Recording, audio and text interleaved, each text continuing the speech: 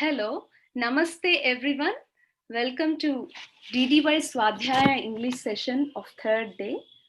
My name is Anita. I'm from Bangalore. I have been practicing meditation from 2002 and meditation is a gift to my life. And today in this Swadhyaya session, we have a guest called Aditya Dattaji with us. So I will introduce Aditya Dattaji first. So Aditya Dattaji was an IT professional earlier and was at that time he was having difficulty in gender identification. So he went into deep depression during that period of time and he has been searching for meditation to come out of it.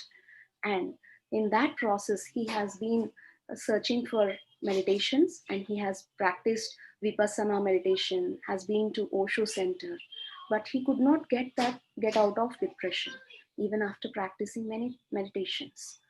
So in the year of 2008, he met Dr. Newton and he has undergone past life regression therapy.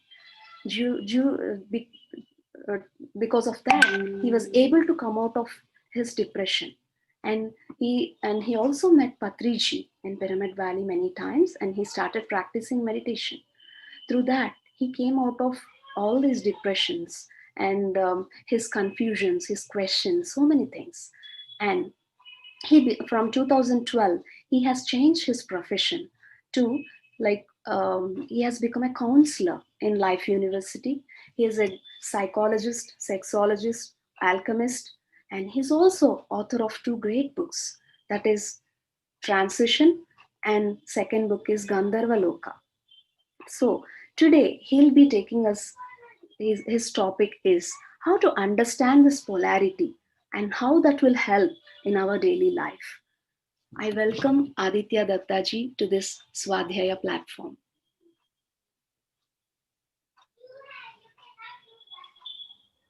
Welcome, sir. Thank you, Anita ji. Thank you very much to the Pyramid Sangha. It's a great work you all are doing, and I'm privileged to be here. Very happy to be here. So what I want to start with is a question. I want to start with a question to the viewers, asking or maybe just telling them, what if I tell you that there is no man or woman? What if I tell you that sexuality is a myth? So friends, we are going to start with this question today. The topic is divine union. And of course, we are going deeper into this topic today. So yes, I can see people who are there joining, and I welcome all of them. I see Deepa Yadav. Good to see you, Deepa. And many friends would be joining. So you can send question on the chat box. And the session will go as I will introduce a little about my life. Then we will go into this quest of this, what is this gender? What is this sexuality, divine sexuality that I want to talk about? And what is this, this path that I am here to share? Very interesting. How can we use it in our daily life? And we will do very interesting processes in between. And at the end, we are going to keep some time for the question answer. I think that would be good. Anita ji, I think that's the plan, right? So Yes, sir. we can go with that plan. Wonderful, wonderful. So let me start by sharing my little presentation that I made, and I think that would be good. Okay, I think Anita ji, we can see the presentation. It is there. You can see it. Yes. Wonderful. So I made this presentation for you, friends. So divine union of consciousness and energy. So this sounds a little complicated to me also, but I'm going to share what it is. You will come to know gradually about it. But let us first go through what we will explore today, right? So what we will learn is how to create a balance in our life. So we keep on listening to the word balance, but how do we create balance, right? This is what we will be learning today. And what is this divine masculine, divine feminine? We are going to learn about what is this wounded masculine and feminine, how to create a strong identity. As you know, in the spiritual path, we keep on saying, right, we have to dissolve our identity. I am nothing, right? But in the earth plane, there needs to be a strong identity, my friends. We are going to talk about it. And finally, we are going to talk about sexual transmutation. And I have I hope you like the exercises that I'll be doing today for you to get a clarity on this subject. So I would start by, with this quote that I want to be whole. Why do we even want to understand spiritual subjects, or why are we interested in meditation? As Anita ji rightly said that, I went through my own depression, I was confused about my gender, and I started meditating. And all of us, friends, we are trying to become whole. We want to become full, right? We don't want to become half, like I think we call ardhangini, right? It feels like I am half and I'm going to get married to my better half. So we say ardhangini, better half, right? Is it true that there is some half waiting outside for us? We are going to talk about it. So yes, so let me start with my journey, friends. This is the book Transition, and it's a book that is written by me on awakening through gender identity. So as I said, or Anita ji explained how I was confused about my gender. I always questioned, what is it to be a man?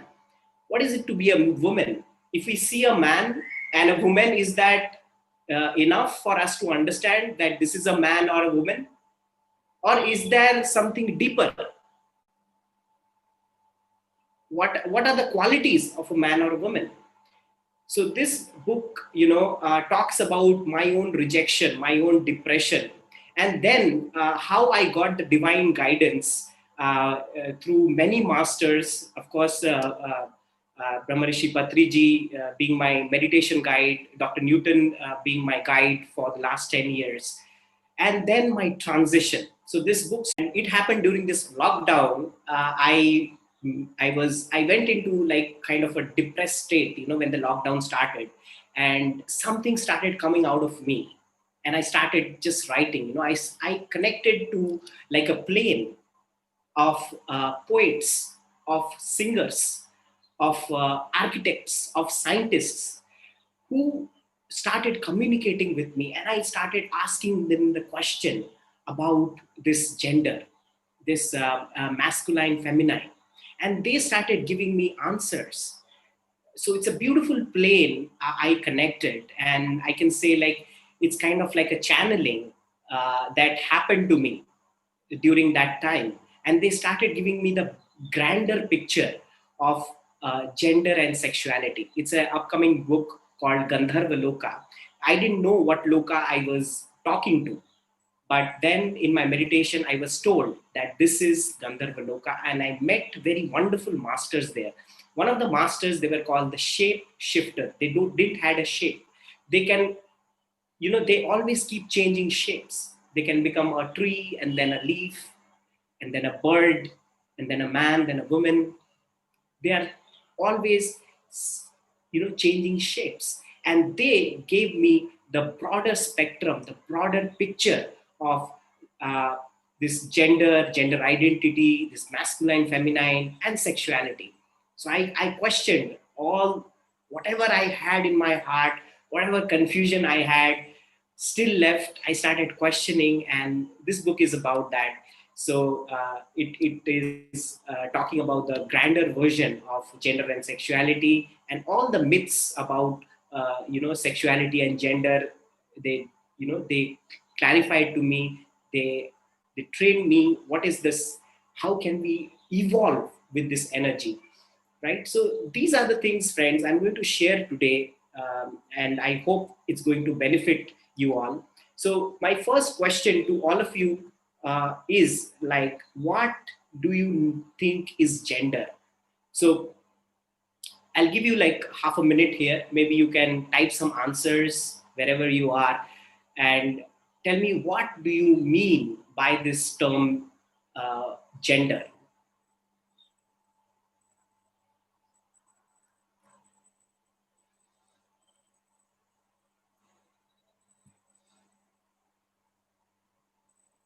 Yes, whatever you understand with the by the term, maybe you can type it, or you can send a message to me.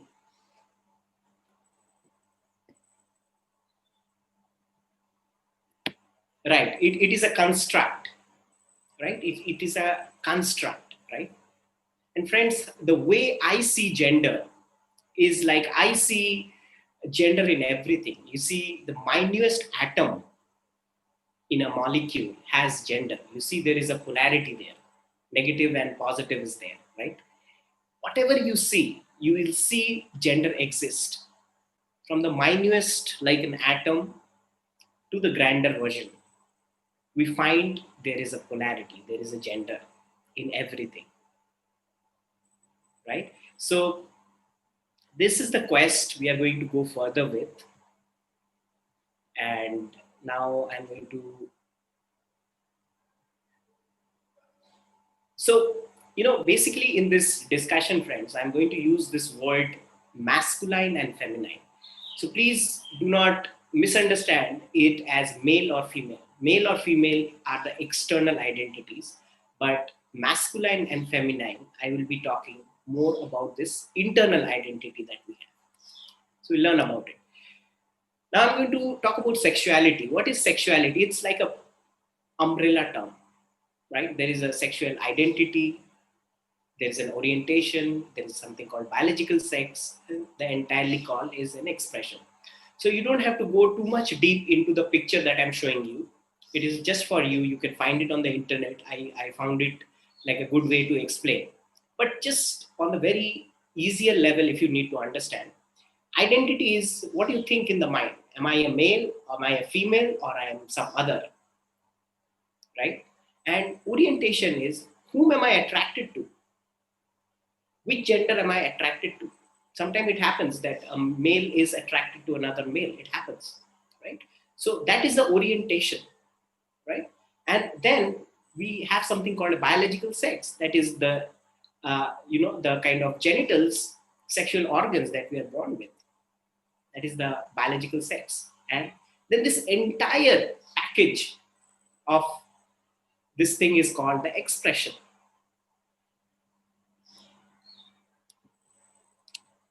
And then we also understand there are people who are transgenders, right? They are born somewhere in between, right?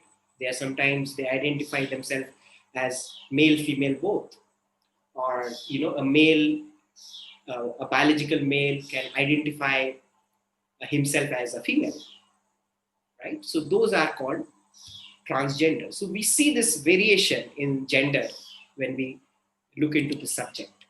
And friends, this is a beautiful picture I got, and it says, around the globe, people identify with various kind of gender. So you see, there is no more male and female. There are all variation of gender now. So a person can say, I am a male, but half alien, right? They also can term that as a kind of gender. So it's also beautiful that we are breaking the gender binary, because we are used to categorize things in a certain way. I'm sure we all resonate with this. Like as a child, we are told that boys can't cry. Are you a girl? Like, why are you crying? You can't cry because you're a boy. You are supposed to be very strong. You're supposed to, behave in a certain way, right? And for the girls, I think it's some difference. Even, for instance, colors. We have attached colors also to the gender. Let's say, in a word we have said boys are blue, women are pink. So when we see pink, we always associate with women. And if a boy likes pink, then, he's ridiculed and he's made fun of if he's wearing a pink shirt or, something like a more feminine. So we see androgynous gods, friends, like Shiva, Ganesha, Happy in different cultures. So these are gods, they already uh, show us the androgynous nature of our soul, right? So it's just not the external gods that are there, they have depicted, because with a statue, with a like symbolism, they are trying to say that this is what we are also inside, like Ardhanareshwar, the half man, half woman. Ganesha, I mean, he's neither a male nor a female, he's androgynous, right? So we have these examples. So let us learn what is gender in the bigger spectrum. What is the picture of gender in the bigger spectrum? So I'm going to explain you with a small presentation. So I see it like this. If you sprinkle some colors on water, right? And you see different colors like yellow, pink, red, they are getting, you know, they are mixing with each other. So from there comes a set of people with different colors, right? So it's not binary, it's many colors that can come out of that. And from there,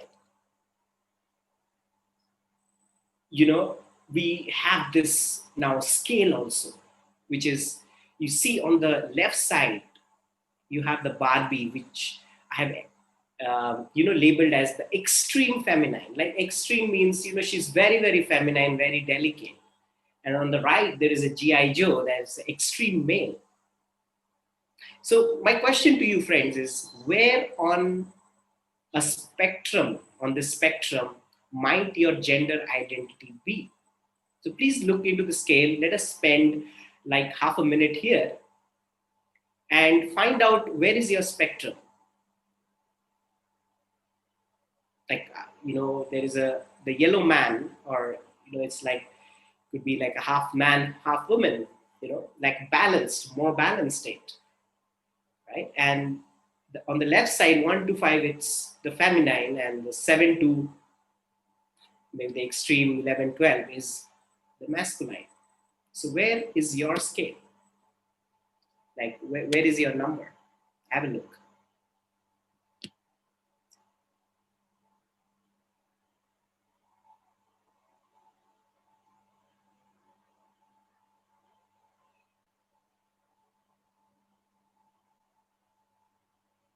Right.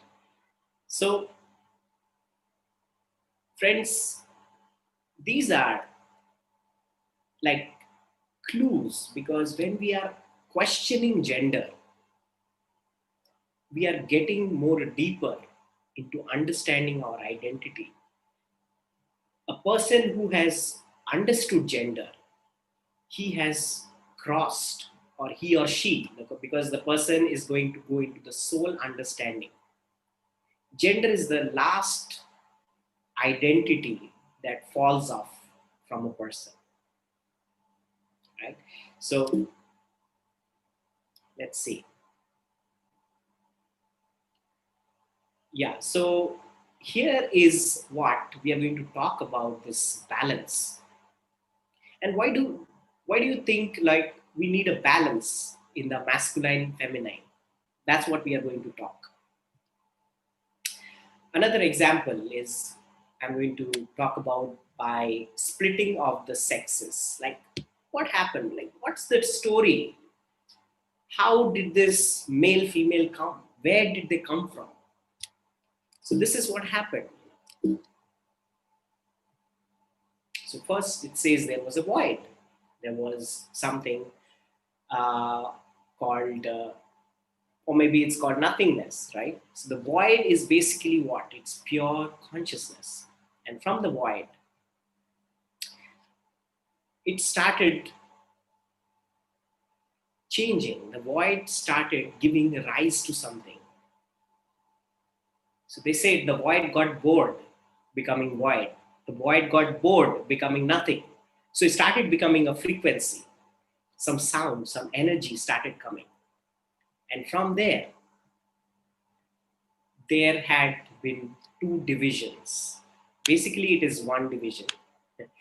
Like light started coming. And wherever there was the absence of light, friends, it was darkness. So basically, there is no darkness, right? It's like it doesn't exist. But it came like two division. One part started becoming the light, another started becoming the dark. From the light started coming further division, known and unknown. Light became the known and the darkness became the unknown. And from the known, unknown, now this is the interpretation, known became the masculine, unknown becomes the feminine. Now, please don't understand that I mean that woman means dark and man means light. It's not like that, right? It is just that the feminine is more into the mystery. She lives in a mystery. And darkness is associated with the mystery. And please understand, I'm trying to say the word feminine, not female, right? So a male also has his own feminine and masculine inside. So for a male, it could be that he's 70% more masculine and maybe 30% feminine. For the feminine, it could be the opposite or a combination, right? So this is the story of splitting of the sexes, like where the gender has split. So now understanding, coming into the you, like how we use this. So coming to that part, we have this left and the right brain. We all know that there are two different kinds, these two hemisphere operates, right? So the left is about definitely about the logical, rational, linear, more of a scientific thinking, right? And the right consists of the emotional, more of the creative, the artistic part of it. And we are understanding that both is very important. Art is as important as science, right? So the left hemisphere can be termed as the masculine, and the right can be termed more as the feminine.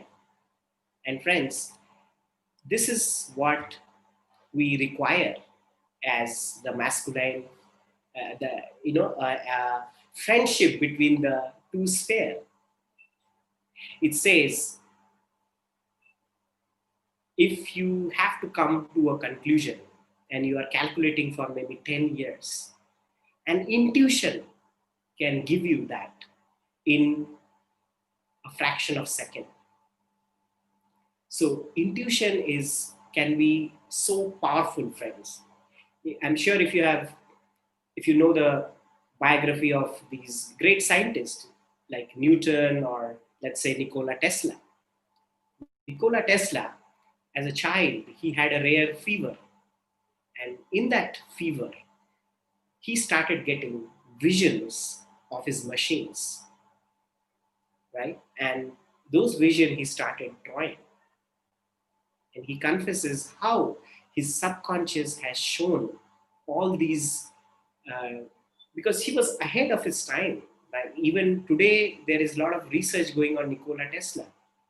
Today, we are still trying to understand what Nikola Tesla has said so many years back. How could he talk about all those things? So he had those vision from his creative mind. And as he was a scientist, he could interpret the creative information to his left brain and create something out of it.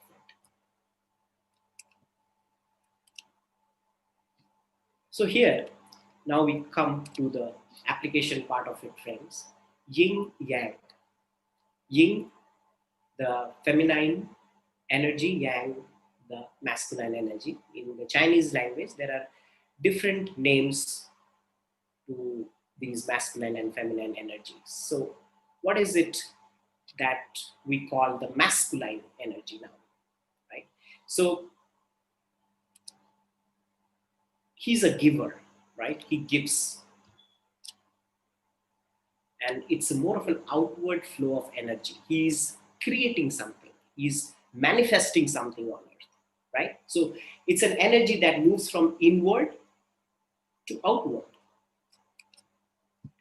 He's a protector, he protects, he's logical, focused. He's about nothing. He loves to have space. He wants to stay, in his cave sometimes. So he's about nothing. He's looking. His search is for nothingness, and he's the unmanifest. So friends, please don't get too much entangled with the words, because these words can flip. Some people can say it could be, because I have given the signs of the feminine. See, the riding a bicycle, or a woman warrior, is the woman is using her masculine power.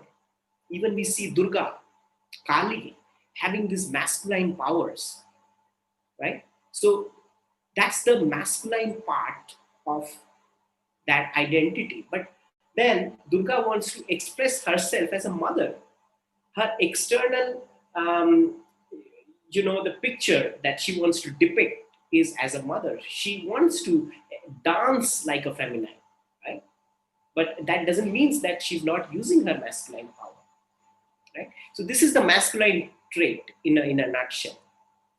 And now let's talk about what is the feminine, right? Even men have feminine qualities. He can be a receiver, right? He can receive. It's an inward flow. So when you are nurturing someone, you are taking care of something, it's an inward flow of energy. Even a spiritual journey, or meditation practice is more of like an inward journey. And feminine can be a nurturer, she can be intuitive, she can do multitasking, she's about the manifest, and she's about the mystery. So friends,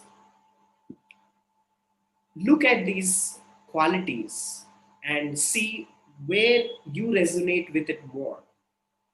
Like, which one do you feel are the more dominant traits in you? It doesn't matter if externally we are a male or female. So let's spend like half a minute here.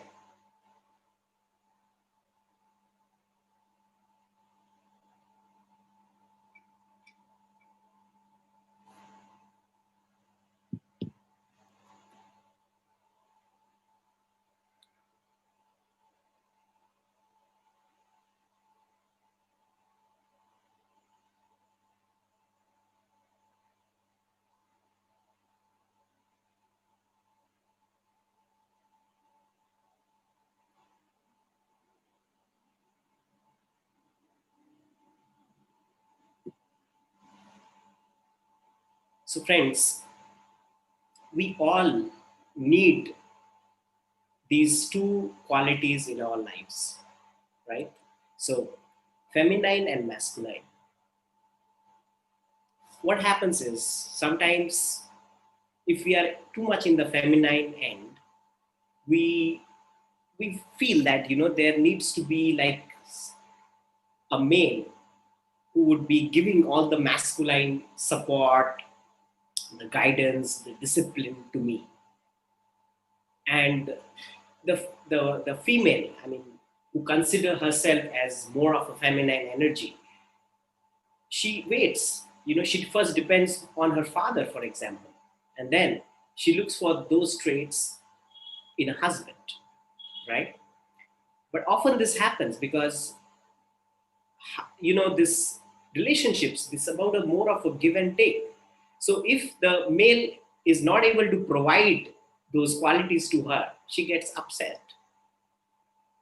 So hence, the relationship problems are there, right? And here, and it's same with the male, right? If the male feels that, oh, I need a female in my life who can give me the nurturance, the empathy, the compassion, the creative touch, right? And then he has an expectation that one female would come into my life and provide all that, and for some reason the wife can't provide that, so he goes into, like, he's not happy with that relationship. So here, this is what happens is, if you look down this description of feminine and masculine, this is where the wounded feminine and the wounded masculine come into picture. So I can say, this polarity, it can be either a divine polarity or it can be a wounded polarity. And what are the wounded feminine traits? Now, as you have seen the divine feminine traits, the wounded can be, she can be very insecure, she can be very needy, right? She can be manipulative. And the masculine traits can be, it could be very aggressive, it can be controlling, dominating, abusive. So let us take an example here, friends, like how to understand this how these two dynamics works. Let's say I want to reduce my weight, right? I have got very plumpy, I have a heavy body, now I want to reduce my weight, right? So if I have a wounded feminine inside me, so the wounded feminine would have a poor me story. It will say, oh, I can't get up in the morning, I'm so tired, I don't have the energy, right? And she will try to manipulate her story. It's the inner dialogue that goes on inside us, not to anybody else, but to ourselves sometimes. And the wounded masculine is going to say inside me that, you got to prove yourself. You look so bad, you know, I hate looking at your body. You have to do something about your body. So you see what's happening. There is this wounded feminine and the wounded masculine not making me go and do the activities that I require to reduce my weight. But because of that conflict that is happening with the wounded feminine and wounded masculine within me, I am not able to go, and take the steps that are required for me to reduce my weight. So, what has to be done, friends? This is where I think the best way to balance is, one of the best ways, meditation. Right? When we start meditating, all these wounds started dropping off. Wounds are from the past. Either we are hurted in our childhood, sometimes we are hurted maybe in past lives. Some hurt we are carrying, where this wounded feminine is born, where this wounded masculine is born. And through meditation, regular practice of meditation, this wound can wash off. And if you're not able to heal those wounds, there are other techniques, the other beautiful methodologies. Like I said, I went to Dr. Newton and I did past life regression. I'm also a regression therapist, and I see how people benefit from this regression therapy, from the inner child work, from the family constellation. Beautiful modality, even with this masculine feminine understanding, how people really can come out of their wounds, and then they start developing a divine masculine and a feminine identity of themselves. So what happens, the same identity which was pulling you down, or I was giving an example of losing weight. So what happened is, this divine polarity, the divine masculine will say, don't worry, I am there, I'll support you. And he's not going to judge, he's going to discipline himself. He will be confident that, yes, I am going to reduce my weight. And the feminine will say, I will support you, I will nurture you. whatever you need. If you need rest, you can rest there, rest. But then, it's going into real deep rest. The divine feminine really teaches us how to rest. Otherwise, we are not resting, friends. Even in our sleep, we are fighting in our dreams. How many of us can really say that we know how to relax? Only the meditator who are constantly meditating, they can claim that, they really know what is restfulness, right? So real rest is required and spontaneous actions are required. And with that help, I can gain energy and I can lose my weight. So this example can be valid in any other aspect, many other aspect, whatever you call it, you can use this principle, friends. And yes, this is another example of the world society. What is the patriarchal society says? The patriarchal, which is a man-made society, believes in history, believes in linear time, believes in dogmas, rationalities, science. It's more scientific. Matriarchal, who are more feminine-based societies, they believe in eternity, the cycle of times, ritual, magic, alter states, art.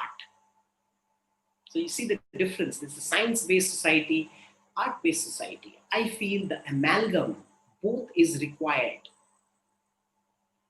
That is divine union. When the both the divine masculine, the divine feminine can meet, that is the divine marriage. And also, friends, we all need to have that divine marriage inside us. So before I go to the next portion, let us do a small meditation, friends, which it's good to have some experience as we go through this theoretical understanding. So we will start the meditation. What I want you to do is, it's good if you can stand up for this meditation. It's always good, and place your feet firmly on the ground, right? So you can stand, and if you really don't have an option to stand, you can sit. That's fine. Okay, so this meditation is to balance the masculine and feminine. It's a beautiful meditation, and I would like you all to sit straight. Okay, so if you're standing, I'd like you to feel that you're like a tree, and you can close your eyes. Let your feet be firm. You can take your time to wherever you are. Maybe I'll give you like a half a minute.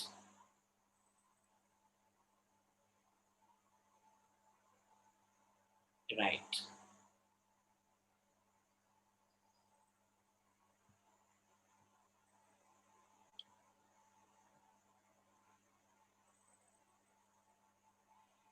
And now you can close your eyes, friends, and take few deep breaths. Just some cleansing, deep breaths.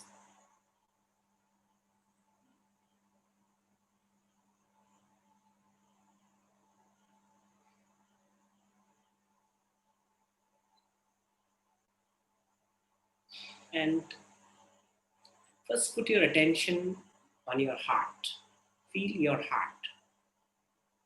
You're breathing in and out.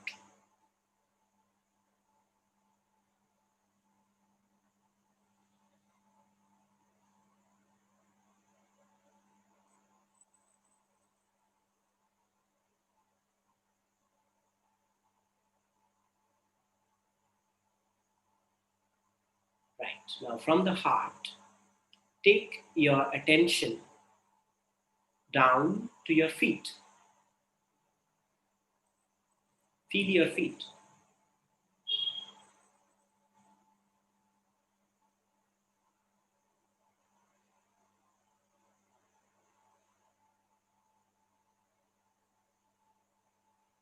Now, like a tree, imagine or feel that you're growing roots inside the earth. as if your lower body is developing roots, and the roots are going deep inside wherever you are, the room or the floor. Imagine they're going deeper inside the Mother Earth.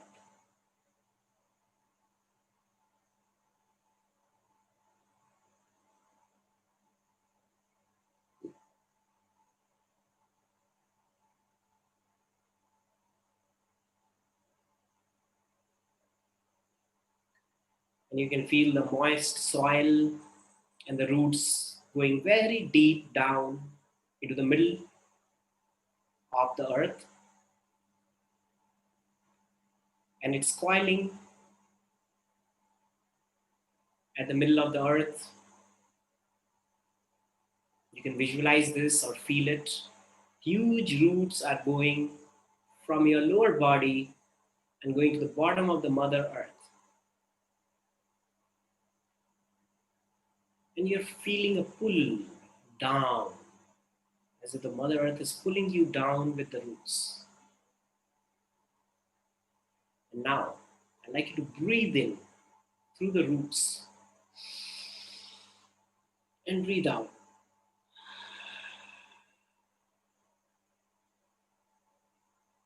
Breathe in pure nature energy. And breathe out any tension, anxiety, anything that you're holding in your body. Release it through your roots. Do it for a few times.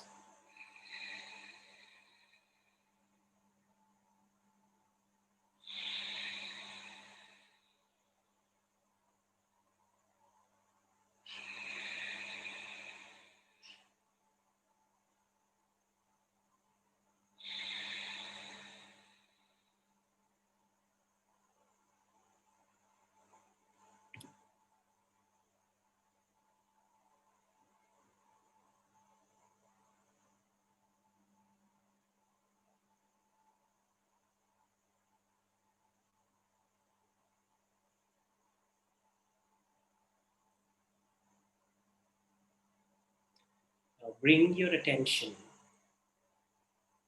from your feet, from the Mother Earth. Bring yourself back into the heart. Breathe that beautiful energy in your heart.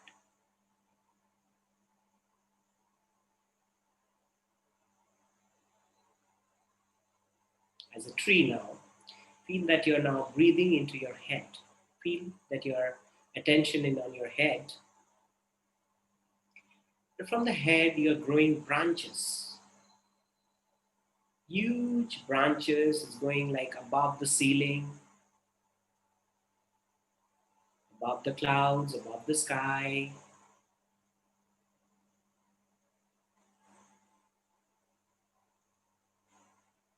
Its branches are going into the cosmos, and it's getting anchored into the different galaxies.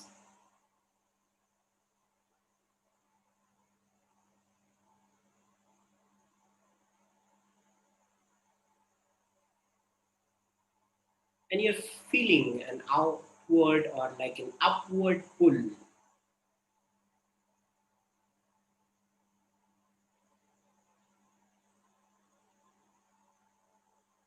Now breathe in from the cosmos into your head and release everything or anything that you need to release at this point of time.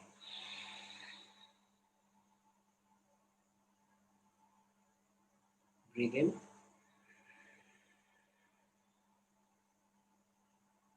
breathe out.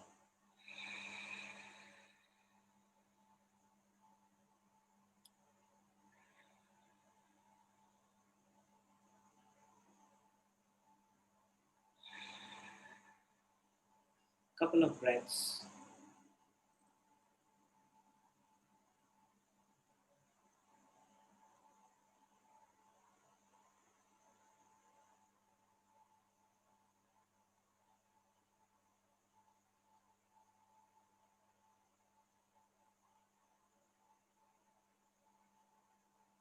bring this energy from your head into your heart.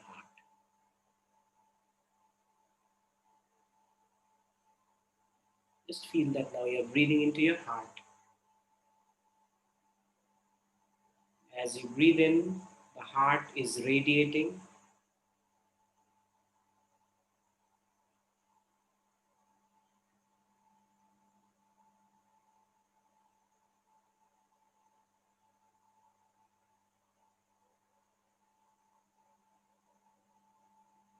Stay in your heart. You're breathing in all this wonderful, beautiful balance of the earth and the sky. Mother Earth, Father Sky, in your heart. And you're breathing out all the love, the beautiful feeling around you, surrounding you. Let it spread.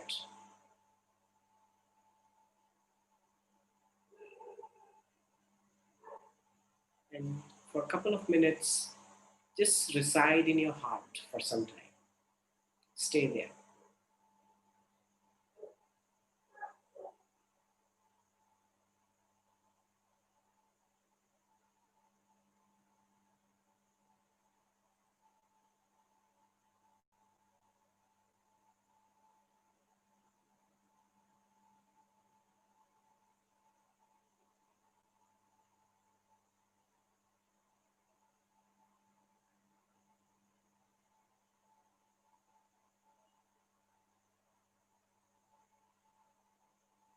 Okay, friends, now whenever you're ready with this beautiful heart energy, you can rub your hands, put them on your eyes, and allow your eyes to gently open.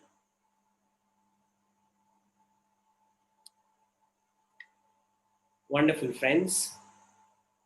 So, this is an exercise uh, that can be done anytime whenever we feel a little disbalanced. We want to bring the balance in our life. We want to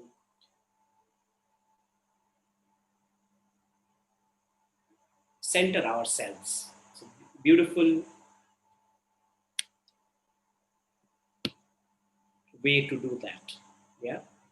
So we'll move on to the next uh, portion, friends, and more examples how to bring balance, friends. I feel the nature is a beautiful place. Anytime we want a balance in our life, we can just go out, reach the nature. Just being in pure nature is it brings us so much balance in our lives, right? So meditation, nature, and if we find ourselves disbalanced sometimes, also the practice of gratitude, we can shift that energy, that maybe we are not feeling confident, we are not feeling secured, or there is a fear. Immediately we can switch our mind to practice gratitude. What are the good things that I feel wonderful about? And I keep on repeating that in my mind.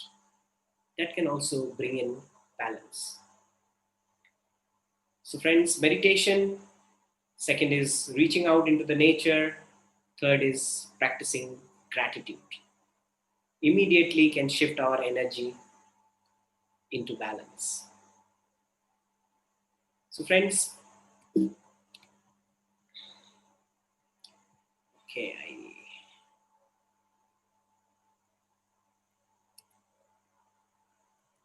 I just have to um, go to the next part now. Yeah. So this is where I find the interesting part starts. My favorite subject, the law of polarity. So, friends, now as we learn balance, many times we feel polarity is like a distraction, right? So, uh, I am working on becoming very confident, but I know there is a part of me that is also fearful, right? And you name it, whatever it is, like day, night, uh, hot, cold, all things have a polarity, right? So I generally don't believe in that concept that we have to be positive in our life. You know, that really doesn't work, friends. So what is the law of polarity talking about? Let us first understand the law of polarity. What it says. The law of polarity says it's one, it's not two. Though we see it as two, it is one. Yes, it's sometimes difficult to see things as one, because in our real eyes, with two eyes, when we are seeing things, it two things we are seeing. There is a darkness is coming in the night, and morning is there. Sense of perception. But the kind of plane that we dwell in is a relative plane, friends. And this might not be the same in the other plane. For example, I just told you about this example: dark and light, right? We have darkness, we say, no, no, there is this night falling, and then there is a morning. The sun comes up, right? But what happens if you are taken out into the space? You are no longer on the earth plane. Will you still see day and night there? Don't you think the perception is going to change there? So why the law of polarity exists on earth?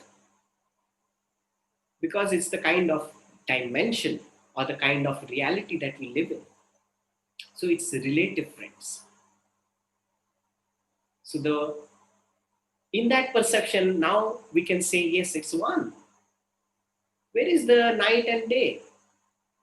It's because of the earth's rotation. It's because of the placement of the sun, right? Another example I can give is, okay, we will say, oh, this is hot and cold. But the hot exists because there is a cold. What is hot, cold? It is in comparison to something the other exists. In a whole, it is a scale. It's the scale called the scale of temperature. So the temperature exists. The hot and cold is again relative. Wherever we are in the scale, we perceive it that way. So the first law of polarity which we discussed is everything is one, it's not two. Right? Second thing that I learned from the law of polarity, it says opposites are complementary. Opposites really are not there to trouble us, to take us out from our real nature, but opposites are complementary. They help each other. We see this beautiful picture of Ardhanareshwara. Right? Shiva is the example of the right amalgam of the feminine and the masculine balance. He has both the qualities in him, the Ardhanareshwara root, right? And it says when we are in a healthy divine masculine feminine balance, it can help us. It's not opposites. I was giving you the example. How in a couple, the man can be like a supportive, he can be like a pillar of strength in the family and support the woman. And the woman can, in return, be the nurturer, the mother, and the intuitive part in the family. So when a family has this balanced masculine feminine, the family will grow. So the law of polarity is there to make us evolve. The law of polarity is there to make us more aware. Whenever we are dwelling in the wounded masculine feminine, it feels like it is tearing us apart. Yes, because we are dwelling in ignorance. We need to see where the wound is coming from.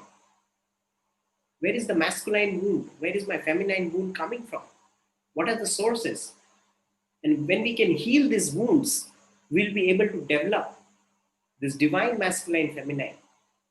And hence is the second law, the law of polarity. The second law says polarity are they are complementary to each other.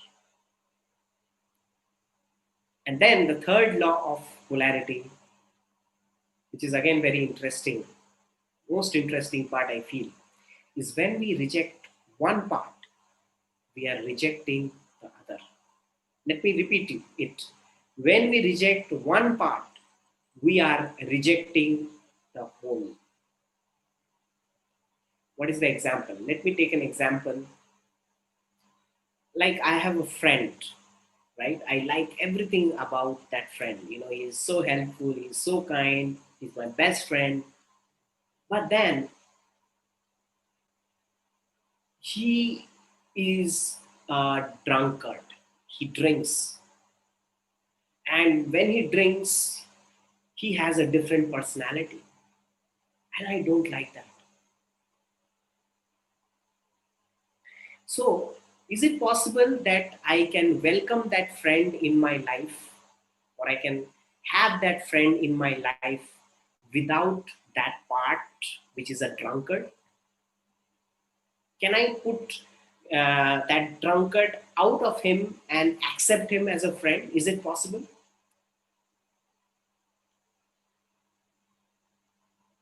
So the drunkard part with that part that I like is my friend in a whole.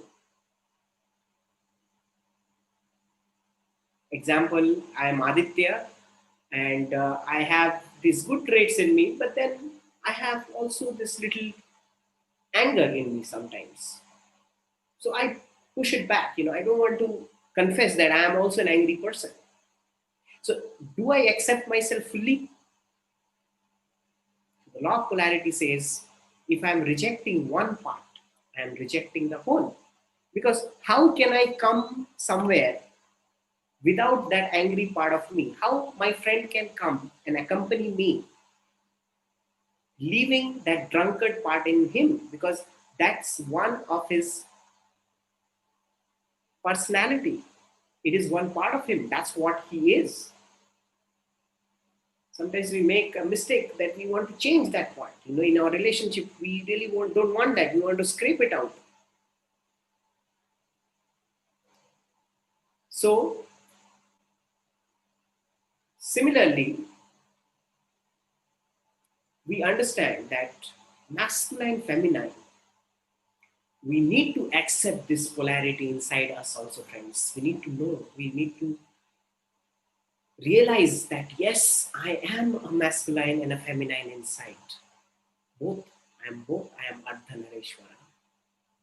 And when I can accept these two parts inside me, when I can realize that two parts inside me, I can be a better father. A mother can be a better mother. An architect can be a better architect.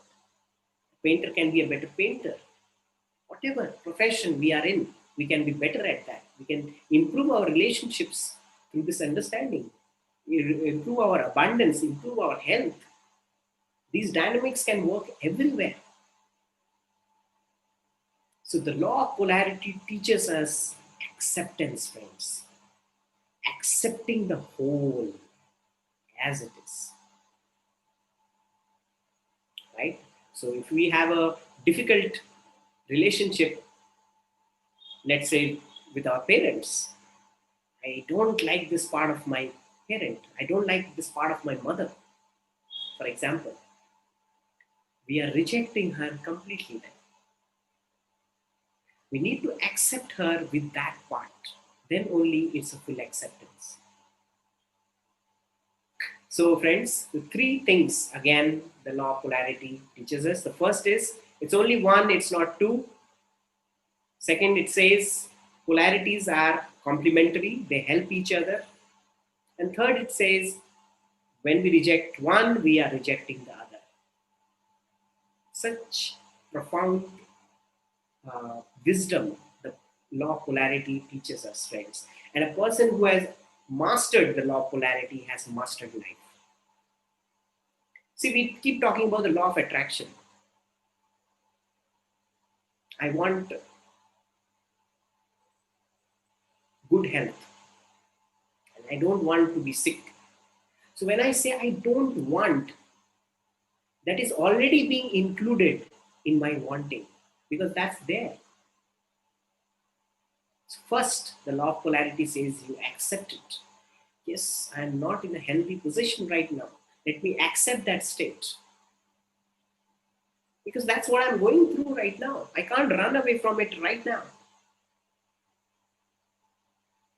And then the second stage is when we accept it, the second polarity also starts opening up for us. Health starts opening up, which is the opposite of illness. So, friends, yeah, before we go into this understanding of the energy, I'd like you to do a process, a short process of facing this polarity.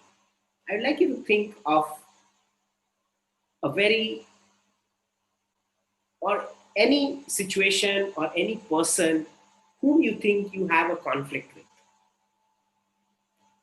Any person or a situation where you feel you have a conflict.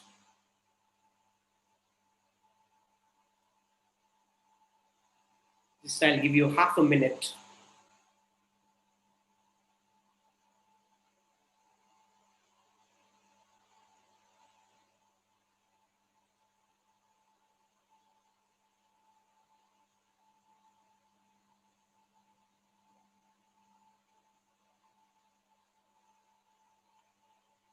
Right. And now we'll do a short process. I welcome you to close your eyes and just stay with the breath, like how we generally center ourselves with the breathing. Just stay with the breath.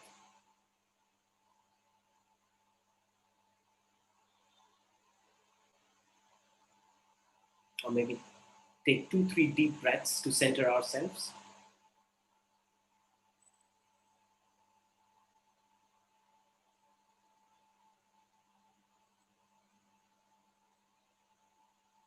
And at this moment, I'd like you to face this person or situation with whom you have a conflict.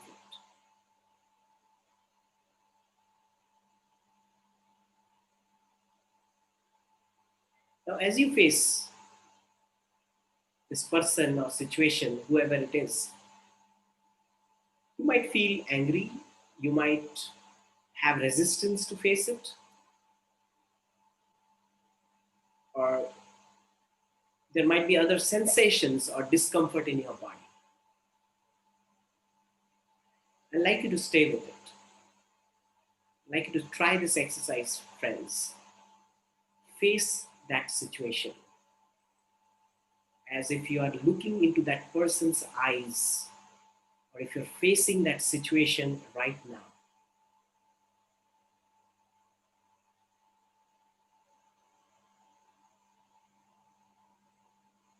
And be aware of the sensations that are happening in your body, in your mind, whatever is happening, just be aware of that.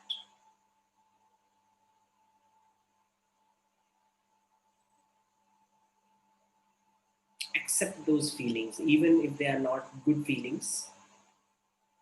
It's okay. But I'd like you to face that person or situation.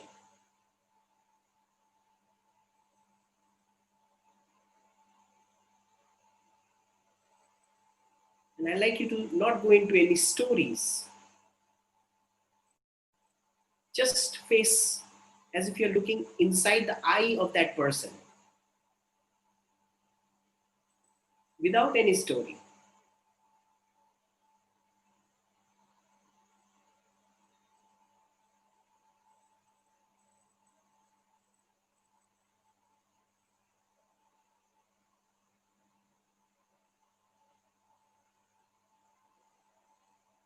And if it's like if you're getting any kind of pain or discomfort, if it's like too much, I'd like you to breathe into that.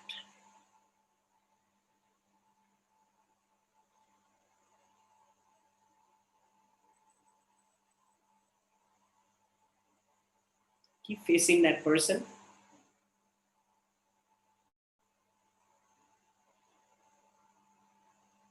without any judgment, without any story. Be aware of the body sensation, whatever is happening.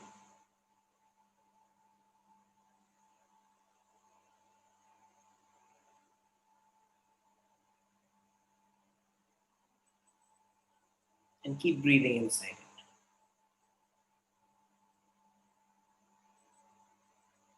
You might feel like reacting. I'd like you to be aware.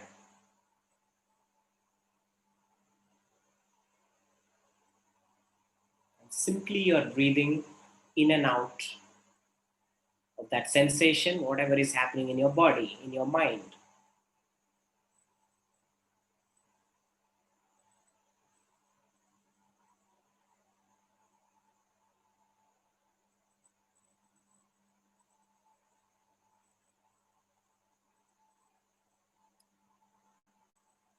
Keep facing it. It's okay. You might get distracted again. Bring your attention back. Look into the eye of that person or feel that you're in that situation and keep breathing.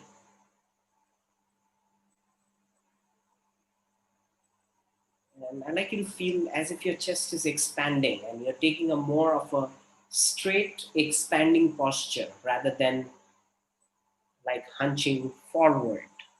You're just sitting straight. Your chest is out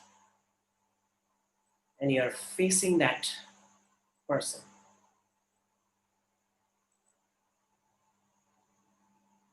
as if you're open.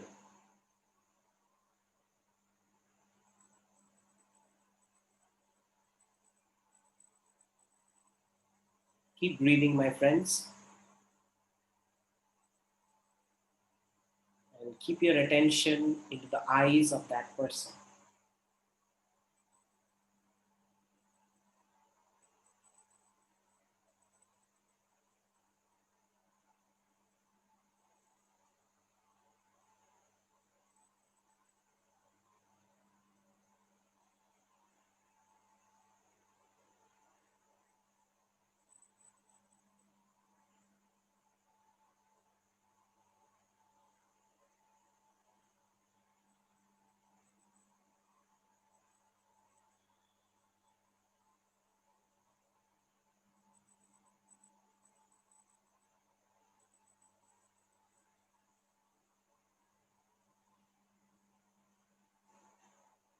Right. Now you may want to disconnect yourself from this person or situation. And I'd like you to go back into that tree posture. You can sit or stand up, becoming that tree. Imagine you have huge roots and your head has huge branches like tree touching the sky, touching the space. And you're breathing inside your heart as if whatever the unnecessary feelings are there in the body, the residue, imagine that you're giving it to the Mother Earth and you're taking all this cosmic energy into your body from your head. Become this huge tree.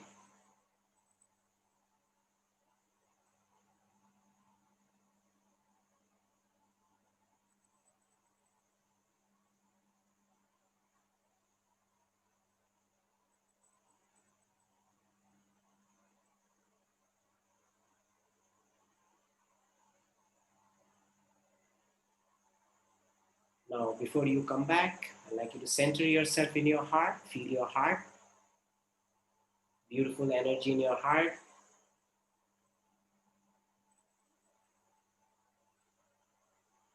And Whenever you're ready, you can rub your hands, put them on your eyes, allow your eyes to open. That's wonderful, my friends. So you can share your experience if you want. Anybody has any questions regarding it, you can ask.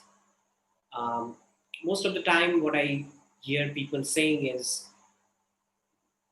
they might come back with some pains in their body.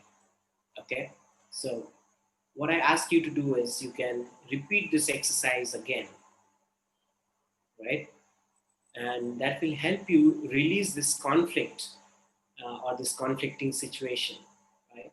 So if you have a pain somewhere, you can again repeat this later, friends. And many people, they might come up feeling very fresh, very relaxed, and they report that they are able to face that polarity in a much better way. Many people, they just drop that conflict after going through this exercise. So it's a very beautiful way to resolve your conflict, is you are facing that polarity as it is. Okay, friends. So as we move forward, if you have any questions, you can put the question again in the question box, on the chat box. And when I get time, I'm going to answer them. And now we are going to go to the next part of the presentation.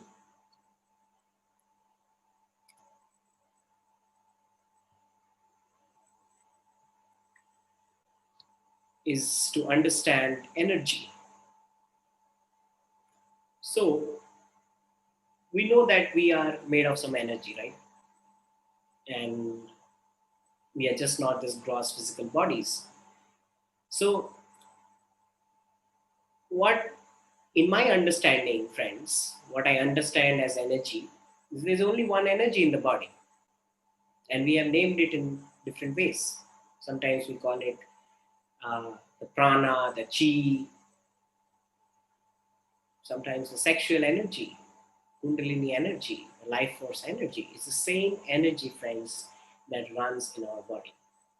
And for those two energies to run, like you see, there is a diode, right? The battery has two ends, the positive and the negative, right? And this energy in the body flows, from the positive to the negative.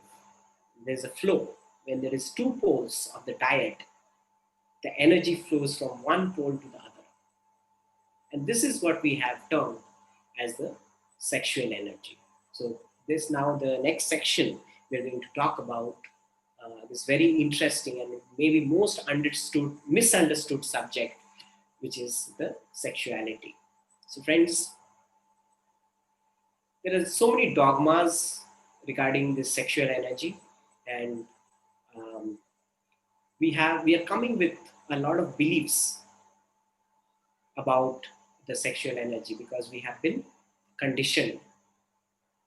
At a very early age, the condition starts happening when someday our parents or some elder has told us, like chichi, don't touch those parts. They are very uh, dirty parts, or they are the parts you can't show, or you have to hide those parts. From there, we have started developing like a belief that it's wrong, right? This part comes, it's wrong. And on top of that, there are many layers that we start developing around this energy. And what happens is when this energy is trapped, when we are not clear about this energy, we are holding a huge potential in our body, which we are not using it properly. So, friends, if we are not clear about the sexual energy, even if we call ourselves like meditators or spiritual people, we need to look into the lower chakras rather than focusing on the higher chakras. I feel it is important to look into the lower chakras, the Muladhara, the Swadhisthana, the Manipura.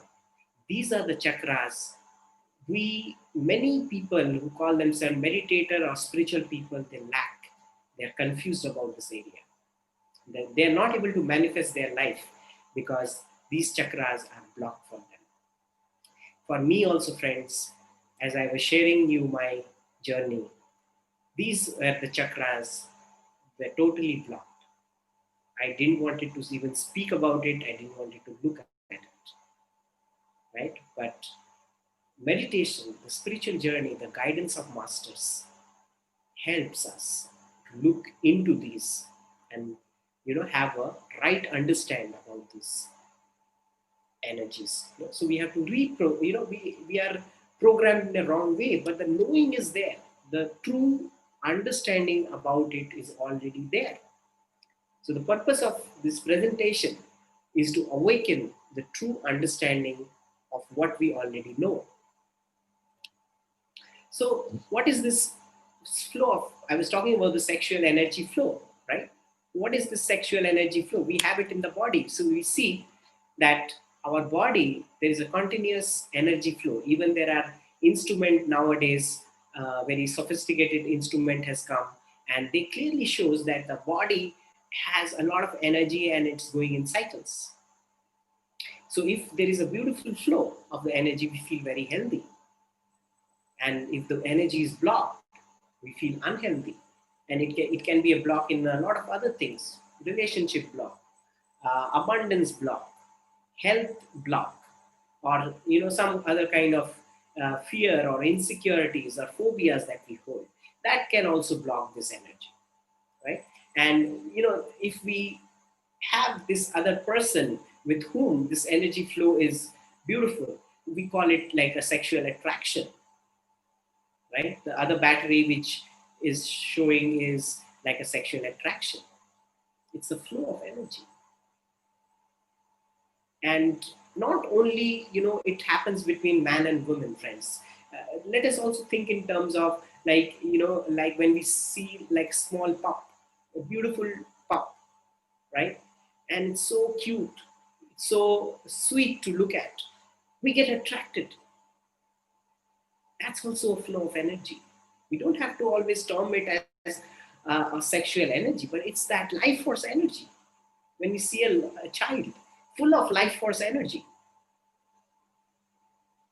right? So this is what is the flow of energy between the two polarities. So polarity is again required for this energy to flow properly. And the same flow is happening in the entire cosmos.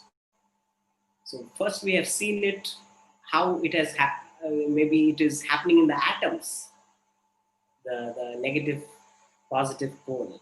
And then we understand how as masculine feminine or male female, the attraction is there, or the attraction is there between let's say like a child and a mother. That's also like a beautiful attraction.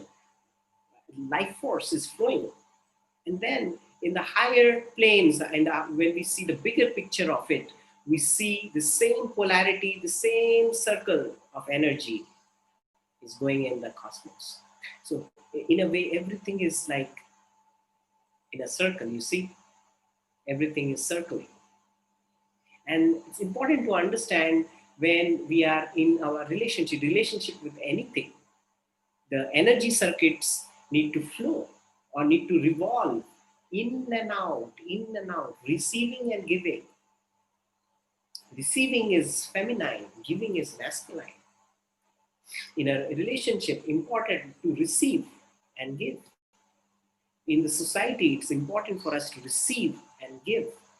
That we are in balance. When this receiving and giving is in balance, then we feel healthy, then we feel abundant, then we feel, we are centered, we are balanced. This is balance, friends. This is the divine union. So we see the entire cosmos is already in the divine union. So the question is, why do we feel disbalanced sometimes? We are not aligned to the cosmos that time. We are not aligned to the divine wisdom that time. And those are the times we feel we are not balanced. So friends, I will be doing one meditation with this. I will explain you that. Before that, let us go into some more details about this energy. So now, as we are calling it the sexual or the life force energy, let's see what it is about. So this energy, how I define this energy is when this energy is flowing down, it's going down, it's producing baby, for example, right? A sperm and a ovum meets and produces a baby. And the same energy when it's going up, that's what is the term called sexual transmutation. That's what meditation helps us develop. This kundalini energy start rising up, right? And it starts clearing all the chakras. So sexual transmutation is a very important and an interesting subject if we are interested in our evolution. We can use this sexuality, this kundalini energy to evolve, to create our lives, to live the purpose of our life. So I like Master Thorkom, what he says about the sexual energy. He says, sex in the physical body is a relaxation. Sex in the astral body is a pleasure. Sex in the mental body is creativity. Sex in the intuitional body is enlightenment. So beautiful, friends. I recommend Thorkom sir's book, and one of the very beautiful book that we should all read if we have to understand sexuality is Sex to Superconsciousness by the great master Osho. Wonderful must-read book. My perception about sexuality completely started changing when I read this book. Highly recommend, friends, this book, Sex to Superconsciousness by Osho. So let's go into a little understanding about chakras. I'm sure we all know how we are moving this chakra. We see the Mooladhara, which is at the base of the spine. Then we have the Swadhisthana, Manipura. Then the heart, Anahata, Vishuddhi, Agnaya, and Sahasrara. Now, what are these chakras? Basically, chakras can be like a map in our evolution. It has its own psychology, it has its own energy, and because this evolution is like, if you don't have like a map, it feels very baseless. So I feel this is where the chakra comes into picture. It gives you a map, right? So what is this root chakra? So the root chakra is about feeling trust, feeling secured, feeling supported. And when the Mooladhara is not opened or it is not feeling safe, it is blocked, what happens is we are in fear, we are insecure, right? So this, in the Mooladhara, we can see the layers now of sexuality. In the Mooladhara, sexuality is very mechanical. It's on the very bodily level. Now, nothing wrong with that, but we have to keep growing above that. So from the root, the Mooladhara, when we are coming to the sacral, which is the Swadhisthana, we now start understanding the emotional part of it. Swadhisthana is about emotions. When it's blocked, we feel very guilt. We have shame in it. And when it's open, we are creative. We are in a flow. So from the root, the sexuality, which was very mechanical, now it starts gaining a little emotional. So we start connecting emotions with our sexuality, so which is a little better. And then the sexuality moves into the solar plexus, which is about creating a strong identity. When the solar plexus is strong, we feel very confident. And otherwise, we are feeling very weak, helpless.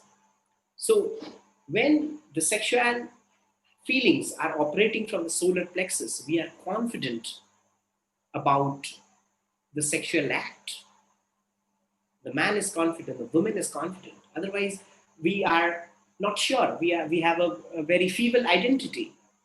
Our partners may not trust us because we feel helpless there, right? And then sexuality moves into the heart. What happens is, about if the heart is open, we feel unconditional love. We can give love, and if it's closed, we are in grief, we are in pain. So from this level, friends, the sexuality definition starts taking a very new shape, because it's no more physical now, it's more from the unconditional love. Two-person, when they have unconditional love, they can feel a polarity, they can feel a sexual connection even without touching each other, right? So it starts taking a more deeper state. And from the heart, when it's moved the throat, it's about vishuddhi. Vishuddhi is where we are, it's a chakra purification of expression of what we are talking. If it's closed, then we are non-expressive. So even the sexuality is taking a different form in vishuddhi. It's more about expression, about creativity between two people, or even between yourself. Sometimes you don't need other to understand sexuality, right? And then it goes into the third eye, and that what Turkom master is talking about. Sexuality in your intuition, and you are having an intuition. With that intuition, you are connected to the other person. With your third eye, with your intuitive self, you can have a polarity, a connection with the other person. And then it's the crown where you are feeling oneness. Of course, this is where sexuality dissolves, right? So, friends, initially, these chakras, we need to work. This is what is called the inner work. And we need to clear these chakras, all the 7 chakras. And it may not be in a chronological order, because some people's heart chakra is open, but maybe the root is closed. Some people's sacral is open, but the third eye is closed. So we need to know which chakra ours are closed. So there are beautiful processes that can help us clear. This is like a journey. This is like an inner journey. There's a map. We need to clear all these chakras. So interesting that, how like the sages or the meditators have created, or they have realized about these chakras. So now we can use it as a guide in our spiritual journey. So friends, yeah, before I go into this, I would do a process, the last process, and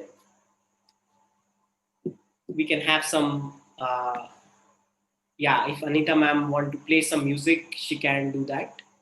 And I will explain this process, friends, before we go into it. So um, this is called our microcosmic orbit, how we have seen that all the cosmos are in rotation, they are connected. So this beautiful practice is called the microcosmic orbit, and it is about breathing. And I will take you into a process, very simple, very powerful process, and I hope you will like it, right? So Anita ma'am, if you're there, you can, yeah, you said okay, so you can play some nice music. It's about Yeah. the connecting our uh, lower and the upper chakra, and then we move into the microcosmic orbit. And it's also to balance ourselves, our sexuality. There are many versions of microcosmic orbit, but I'm going to do a very easy version that can be easily understood and can be done by all. Again, friends, so I hope you are all comfortable, right? Take a comfortable posture and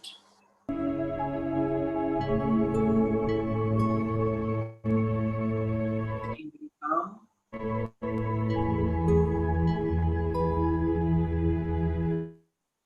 relaxed as we practice how to balance our energy. I think Anita ma'am, the music is cutting off, so I think we should turn it off.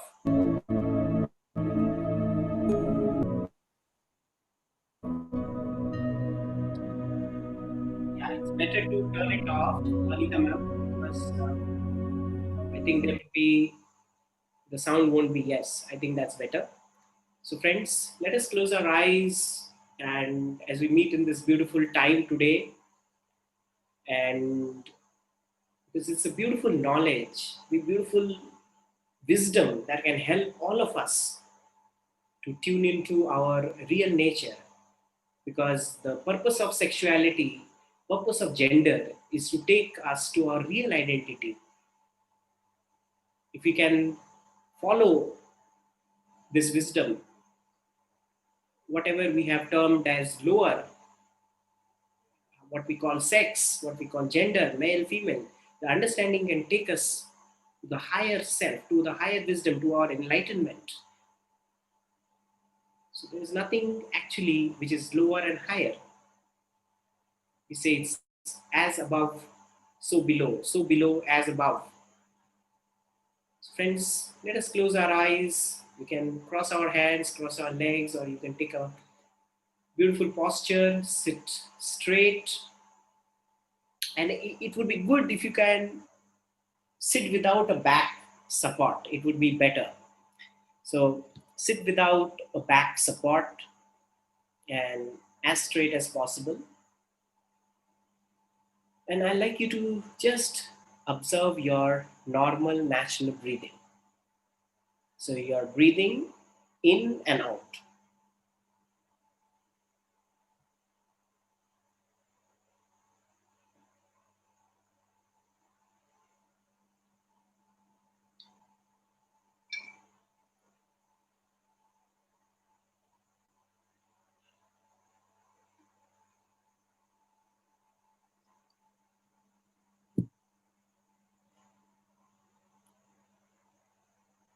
And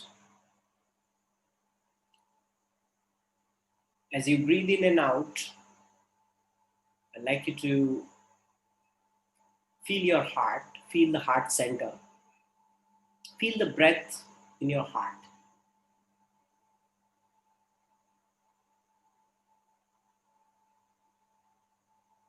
And see if you can deepen your breath a little bit than before, a little deeper than before.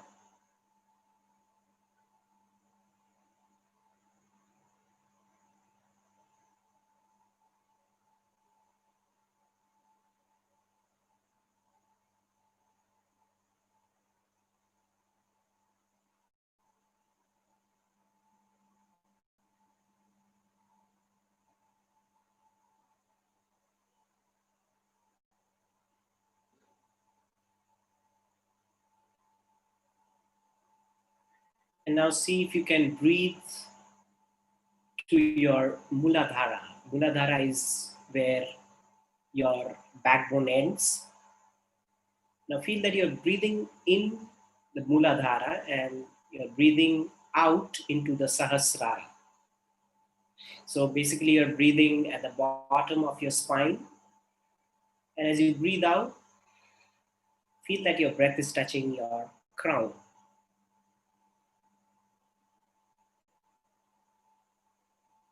You can feel or visualize this that you're breathing into the Muladhara, breathing out to the crown.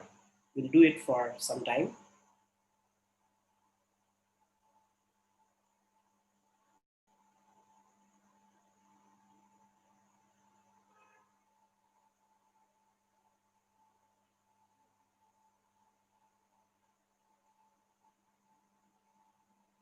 Breathe into the Muladhara, breathe out to the Sahasrara.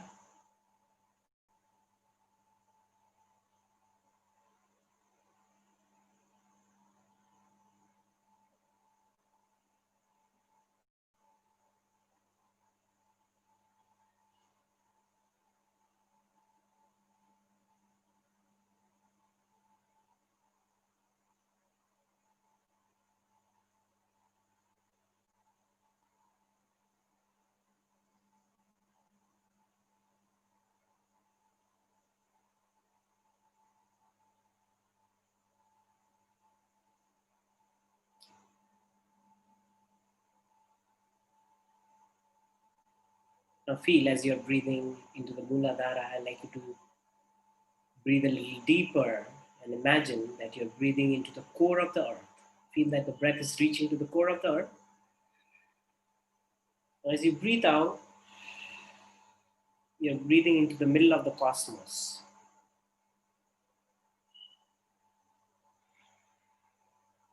And just feel that your spine is like a bamboo, hollow bamboo.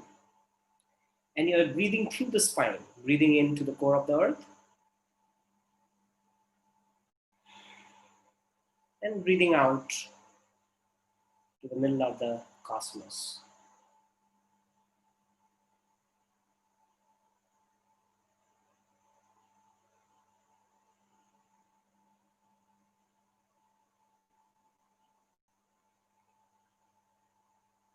A very powerful exercise to balance our sexuality, balance our masculine, feminine. Very powerful exercise. Keep breathing, breathing into the core of the earth, breathing out to the middle of the universe or the middle of the cosmos. Whatever that means to you, whatever that you're feeling. Nothing wrong and right about this. And feel that your backbone is like a straw.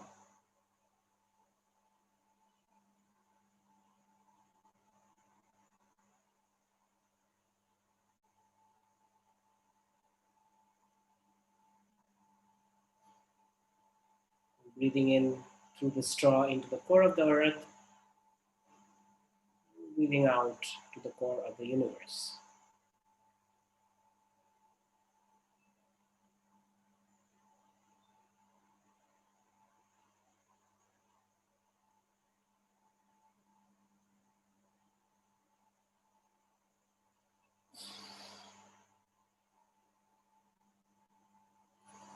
Keep breathing. Do it for some more time.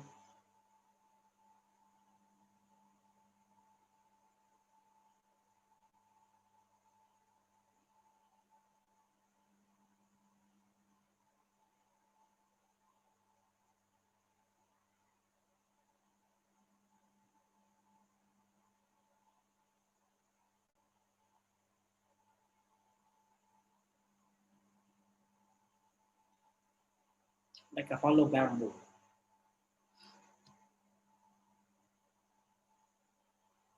Just breathing in,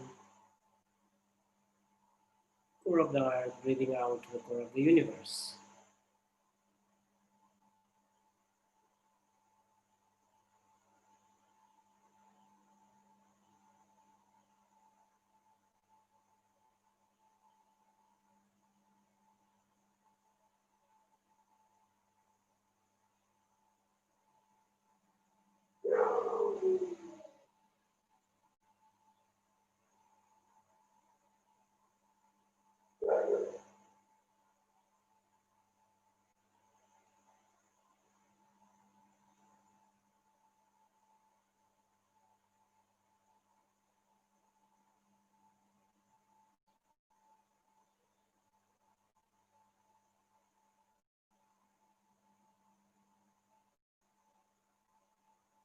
Now slowly start breathing into your Muladhara and breathe out to your Sahasrara. Make the breathing smaller now.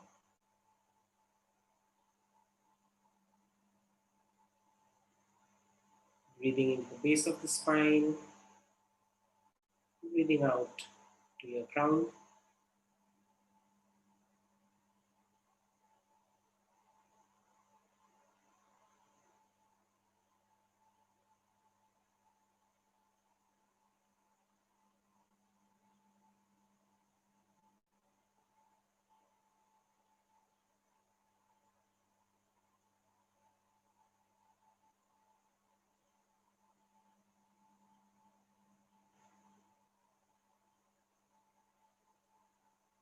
And finally, I'd like you to come into your heart. Just feel the breathing in your heart and be there.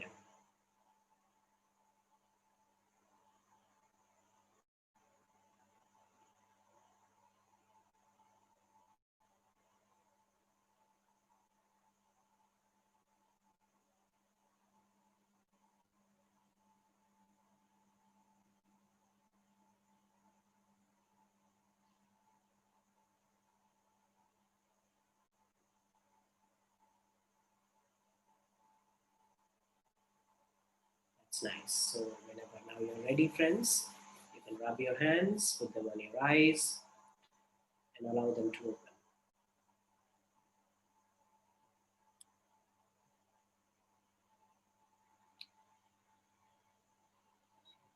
So wonderful, friends. So we are heading to the end of this class now, and here I would like to share some of the details I have. Um, so you can see these. This is some details about me, that I do some workshops on divine masculine feminine. One of the workshop was termed Ardhanareshwar, ecstasy, sacred sexuality, and this is the upcoming workshop which is coming possibly this month. The date are yet to be announced, and you can find all those information about me on www.adityadatta.net. Find all the information there.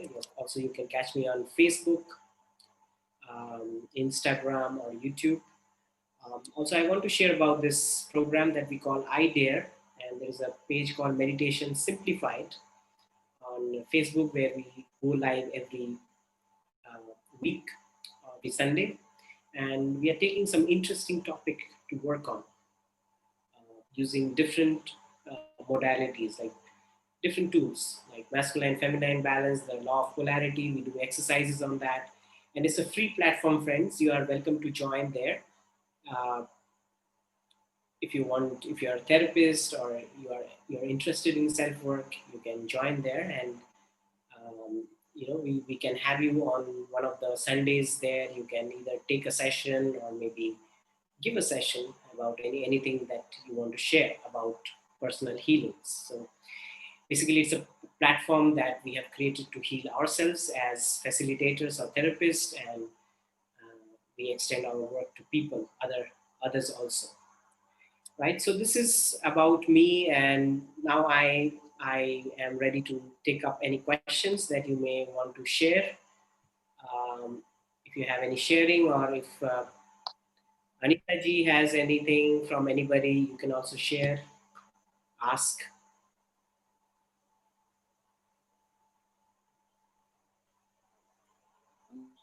Yeah, Suresh sir, any questions? Yeah, I think your voice is not very clear, Anita ji. Okay, now, sir? Yeah, I can hear you Now now. is it clear? Yes. Yes, please. Okay. Sir, I'm Suresh having a sir? question. Yes. Sir, this question is from PMC Global, sir. They are asking what to do we if we have to face the situation with many persons. Situation is with many person. Yes, many persons. If we face different types of situation, so how Right. can we? So this is the question which came from PMC Global Live. Okay. Please, can So you what answer this happens? question? If the conflict is between many people, what happens then? Okay. So friends, if it's many people, we can place ourselves inside many people, because it is conflict is actually not many. It may be, okay, I have a conflict because he has his nose is not straight, I don't like him, so I have a conflict with him. I have a conflict with him because he was my childhood friend, he bullied me. I have a conflict with him because he's a boss. But basically it is just one conflict. Maybe it's a conflict of how insecure I feel when I face them. So if it's one person or if it's 100%, we can do this exercise facing all this 100% and feel what we are feeling. We don't go into any story. We can put ourselves in 100 people and we can feel what we are feeling and stay with that energy and breathe into that energy and see what happens. Thank you for this question. Anything else?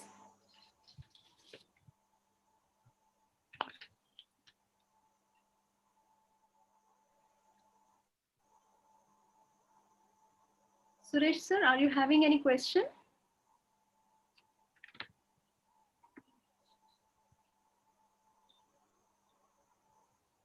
So if there are no question, I think then I am done with my job.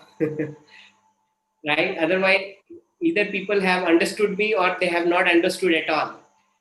So maybe I have done my job well or I have not done my job at all. So that's what means. Yes, And sir.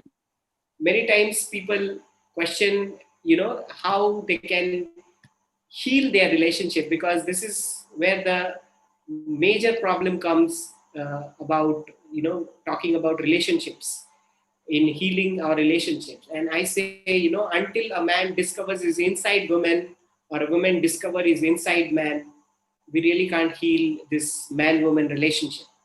So, and how to discover is definitely by this awareness, this knowledge. The Sir, most there is a ultimate, question. yes, There is a person named Terry Thomas, so he raised the hand, so he want to talk to you. So, yes, sir, please. sir, unmute yourself and turn on your video, sir. Yes. Yes, Terry, good to have you. Good to have you here. How are you? We can't hear Your you, voice Terry. is not audible.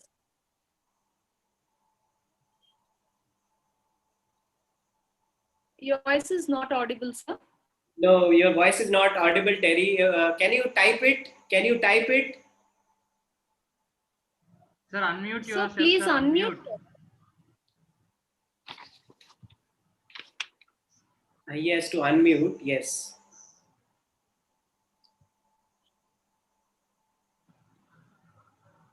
Yeah, he has unmuted. Yes, I think it's the same thing. Please type your question in your in chat